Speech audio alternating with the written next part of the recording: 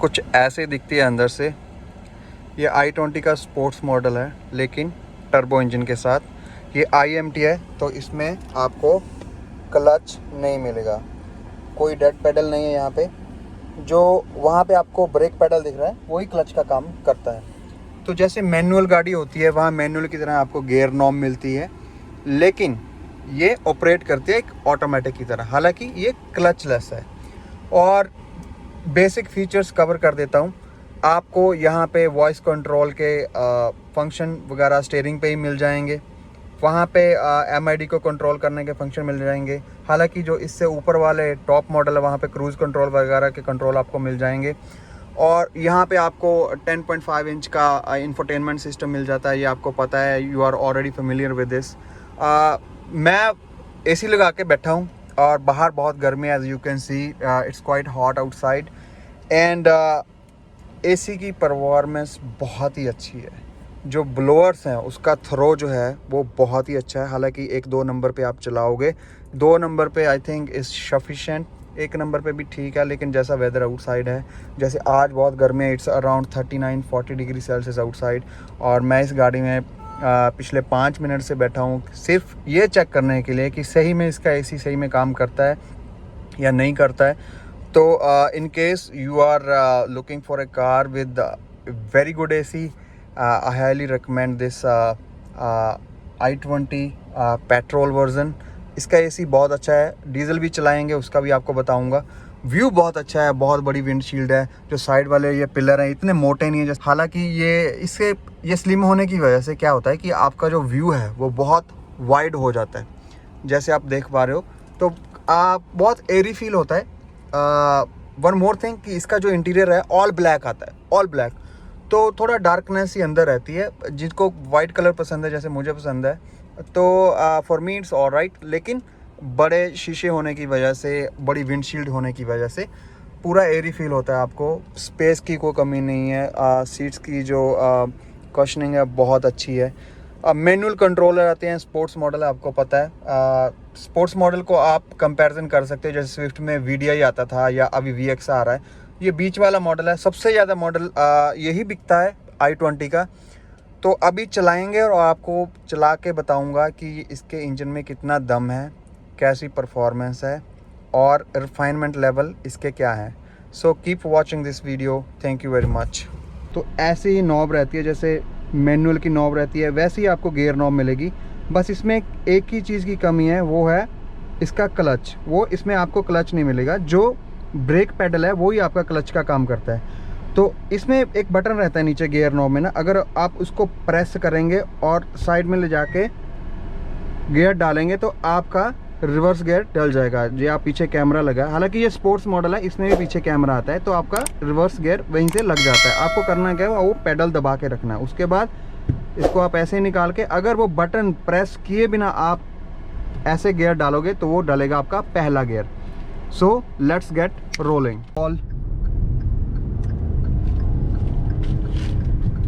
Like I told you, without clutch. तो अभी मैंने पहले गियर से जब सेकंड डाला तो मैं क्लच ढूंढ रहा था नीचे, और इसकी जो पिकअप है ना, oh my God, I am so impressed. Look at this. हाँ, पेडल आप जस्ट आप गियर नॉब से गियर चेंज करते हैं तो आपका पैर नीचे क्लच जरूर ढूंढेगा। If you are driving manual from long time just like me. लेकिन जैसे ही आप 1-2 किलोमीटर चलाएंगे you will get used to this car. और इसकी pickup, this car will bring a smile on your face as soon as you will start driving this car. और इसकी pickup जो है इतनी लीनियर है, किसी तरह का कोई लैग नहीं है इसमें, और इतनी लीनियर पिकअप है कि it will bring a smile on your face. I am in 4th gear right now, और मेरी जो स्पीड थी अराउंड 45 थी, और मैं अगर 45 से 4th गियर में रेव करूँगा, हालांकि आपको पता है ये छोटा इंजन है, लेकिन पिकअप और पावर इसमें इतनी है कि 4th गियर में अराउंड 45 से ही बहुत अच्छी पिकअप पकड़ लेता है। जैसे ही 80 पे जाएगी आपको यहाँ पे एक नोटिफिकेशन, एक बेल बजती है कि भैया गाड़ी कर लो slow. So always drive carefully. I am just reviewing this car, तो थोड़ी पिकअप चेक करने के मामले में थोड़ा भगा रहा हूँ, लेकिन I request you all please drive very carefully. तो बात के अलावा इंसुलेशन लेवल्स इस गाड़ी में टॉप नॉच आते हैं। हालांकि हुड के अंदर किसी तरह की कोई इंसुलेशन इन्होंने दी नहीं है, क्योंकि ये छोटा इंजन है, इतनी ज़्यादा आवाज़ नहीं करता है। 4 सिलेंडर इंजन है, ये 3 सिलेंडर नहीं है। किसी भी तरह की कोई भी वाइब्रेशन आपको अंदर सुनाई नहीं दे रही है। मुझे तो नहीं सुनाई दे रही है और आपको भी नहीं सुनाई देगी। सस्पेंशन इतनी अच्छी है, जब भी थोड़े बहुत जंप से, जैसे अभी जंप से थोड़ी सी एक छोटा सा बम्प था, वहाँ से निकली, आपको अंदर फील भी नहीं होगा। उसके अलावा बात करते हैं स्टीयरिंग की।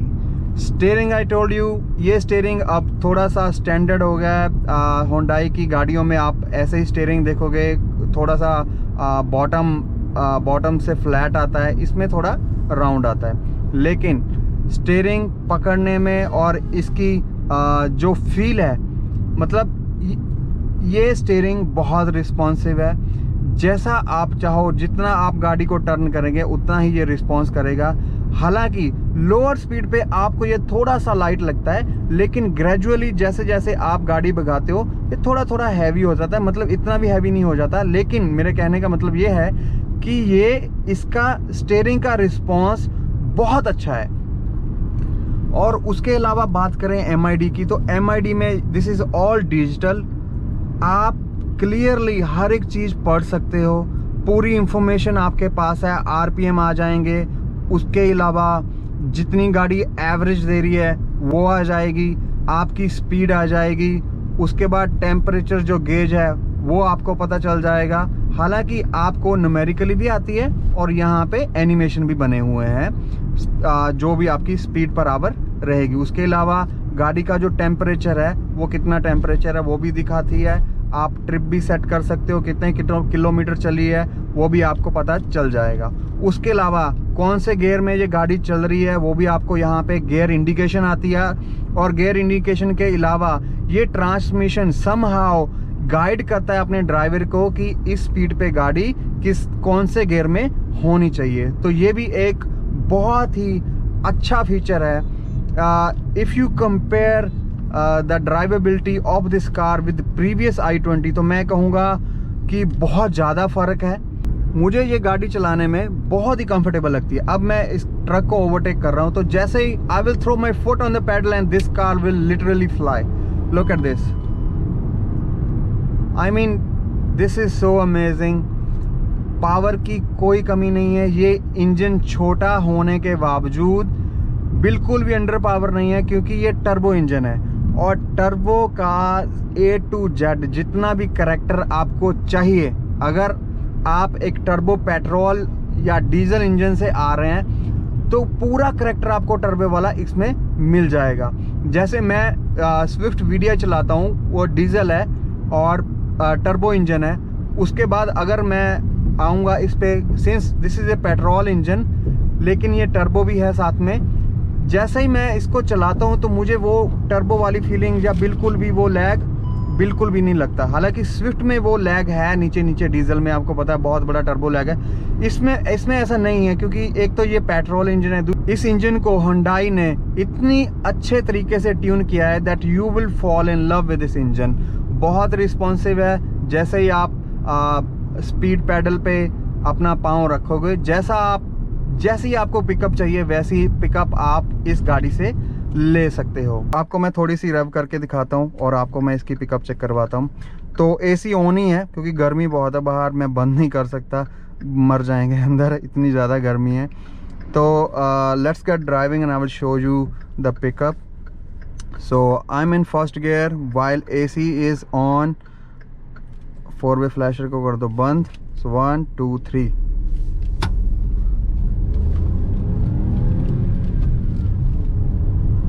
Look at this. Wow.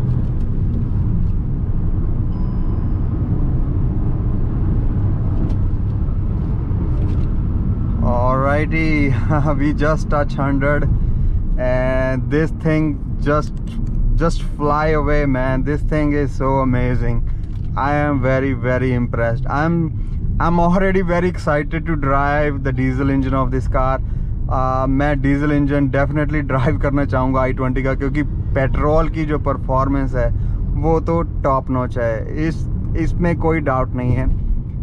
जो लोग पेट्रोल प्रेफर कर रहे हैं, मैं कहूँगा कि एक बार आप पहले टर्बो का भी कर देखें। और आई हाईली रिकमेंड कि अगर पॉसिबल है तो आप एक बार गाड़ी लेने से पहले please call Bhakra Hyundai in Ropar. I am living there contact information in description. You can call them and find out about any car you want. अगर आपको क्रेटा वगैरह की भी लेनी है ना, अगर क्रेटा की जैसे बहुत लंबी अभी बुकिंग वगैरह चल रही है, तो मेरी बात हुई थी इनके मैनेजर के साथ, वो बोल रहे थे कि हाँ हम जल्दी से जल्दी अरेंज करवा सकते हैं। So in case you are trying to buy a Creta and the waiting period is so long, then you should definitely contact Bhakhra Hyundai. वहाँ पे सनी सर होंगे, आप सनी सर से बात कर सकते हैं। Sunny sir will definitely help you. He is very humbled man, और उनकी customer care skills, I mean he is like boss man. आपको उससे ज़रूर बात करनी चाहिए। So let's get back to the review. जो ORVM है, अगर आप देखेंगे उनको तो वो साइज़ में थोड़े छोटे हैं, लेकिन उनमें से जो व्यू दिखता है ना, वो व्यू एक बड़े मिरर का काम करते हैं। बहुत ही अच्छी टेक्नोलॉजी यूज़ करके होंडाई ने इन्हें बनाया है, और ये ऑटो फोल्डेबल है। आप यहाँ पे बटन भी लगा हुआ है अंदर, वो आप बटन यूज़ करके इनको फोल्ड अनफोल्ड कर सकते हैं। बात करें एवरेज की, तो अभी मैं ये गाड़ी पिछले 10-15 मिनट से चला रहा हूँ, तो मुझे जो एवरेज बता रही है, बम्पर टू बम्पर ड्राइविंग में हमने इसको चलाया था, उसके बावजूद जो मुझे जो एवरेज है वो ग्रेजुअली बढ़ रही है। क्योंकि जब मैं गाड़ी शोरूम से लाया था तब 6-7 की एवरेज बता रही थी, अभी वो 10.5 के करीब पहुंच चुकी है। अगर आप इस गाड़ी को रिस्पॉन्सिबली चलाओगे, बहुत अच्छे तरीके से चलाओगे, तो ये गाड़ी 15 से 18 की एवरेज बड़े आराम से आपको देगी। With in city should be around 15 and these numbers can go up and down, depend करता है कि आप गाड़ी कैसे चलाते हो। उसके अलावा बात करूं इसका जो रिस्पॉन्स है कि आपको कैसी फील आती है ड्राइविंग करते टाइम, तो मुझे तो मतलब एक फील सेफ होता है गाड़ी चलाने के टाइम पे ना। मुझे पता है कि होंडाई की बिल्ड क्वालिटी बहुत अच्छी है। नेगेटिविटी कहाँ पे है इसका? नेगेटिविटी ये है कि इसमें ना जो इंसुलेशन वगैरह है, जैसे हुड के अंदर नहीं दिए इन्होंने, वहाँ पे भी कुछ हो सकते थे। ये लेवर इनको और इंक्रीज़ करना चाहिए था। हालांकि मैं डेड एंड तो नहीं कहूँगा कि अंदर बिल्कुल आवाज़ें नहीं आती, टायरों की थोड़ी सी आवाज़ अंदर आती है, तो उस पर होंडाई को थोड़ा काम करना चाहिए। थोड़ा इंसुलेशन उसका बहुत अच्छा कर देना चाहिए, क्योंकि आपको पता है ये गाड़ियाँ भी महंगी होती जाती हैं डे बाई डे। तो जो बंदा मतलब 8, 10, 11 लाख रुपए खर्च करेगा, तो उसको मतलब एक बढ़िया प्रोडक्ट मिलना चाहिए, और इनका जो कंपटीशन है वो बना रहना चाहिए कंपनीज का, ताकि जो प्रोडक्ट की आउटकम है वो बेहतर हो और हमारे कस्टमर्स को बढ़िया से बढ़िया गाड़ी मिल सके। मेट्रो सिटीज़ में जहाँ ट्रैफिक रहता है बम्पर टू बम्पर, वहाँ के लिए ये गाड़ी बहुत सफिशेंट है, क्योंकि बार बार आपको क्लच नहीं यूज़ करना पड़ेगा, बार बार आपको गियर अप एंड डाउन नहीं करने पड़ेंगे, क्योंकि दूसरे तीसरे गियर में भी इसकी पिकअप बहुत अच्छी है। टर्बो इंजन है, तो आप समझ जाओ कि टर्बो इंजन का परफॉर्मेंस कैसा रहता है। और यहाँ पे टर्बो इंजन को बहुत ही अच्छे तरीके से होंडाई ने ट्यून किया है। तो ये एक पॉट होल आया, मैं आपको चेक करवाता हूँ। ये आप सस्पेंशन चेक कीजिए, ये देखिए, ये बहुत बड़ा पॉट होल था। मैंने जानबूझ के गाड़ी पॉट होल में फेंकी थी। ऑलरेडी सीन की कितने अच्छे तरीके से इसने ऑब्जॉर्व कर लिया, वो इतना बड़ा पॉट होल था। गाड़ी का व्यू बहुत अच्छा होने की वजह से ना आप बहुत कंफर्ट फील करते हो वाइल ड्राइविंग दिस कार। तो स्पीड बम्प से निकलेगी, ये चेक कीजिए, स्पीड बम्प तो आपको फील भी नहीं होंगे। तो यहाँ पे एक और बड़ा सा स्पीड बम्प है, सस्पेंशन चेक कीजिए, ये लीजिए। मैं हालांकि इसको 30 से ऊपर निकाल रहा हूँ, मतलब बहुत छोटा सा आपको थोड़ा सा फील होता है अंदर। बात करते हैं ब्रेकिंग की, तो आपको आगे मिल जाती है डिस्क ब्रेक, पीछे मिलती है ड्रम ब्रेक। आपको यहाँ पे चेक करवाता हूँ कि इसकी ब्रेकिंग है कैसी है। ये मैं ब्रेक लगा के दिखाता हूँ। I am on 40, performance brakes की बात करूं तो आप निश्चिंत रहिए, बहुत अच्छी ब्रेक्स हैं इसकी। मतलब जो जितना गाड़ी का वेट है उस हिसाब से ये ब्रेक्स सफिशिएंट हैं, आपको किसी तरह की कोई दिक्कत इसमें नहीं आएगी। Alright, thank you very much for watching this video.